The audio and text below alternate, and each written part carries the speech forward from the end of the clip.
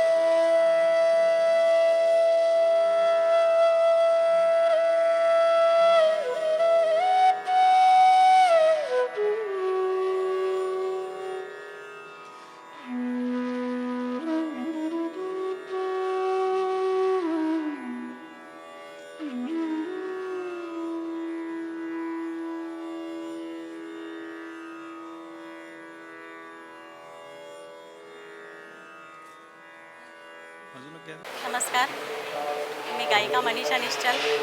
आजच्या या अक्षय तृतीयेच्या शुभमुहूर्तावर प्रातःसमयी मला इथे भक्तिगीत गाण्याची संधी मिळाली, ती पण प्रत्यक्ष बाप्पाच्या समोर। बस आणखी यापेक्षा काय पाहिजे। आणखी अतिशय आनंद होतो मला। इथे खूप छान वातावरण आहे। इथे सर्व भाविकांची गर्दी आहे आणि प्रसन्न अशी बाप्पाची मूर्ती आहे आणि त्याबद्दल मी श्रीमंत दगडूशेठ गणपती मंदिर आणि सुवर्णयुग तरुण मंडळ यांचे खूप खूप आभार मानते।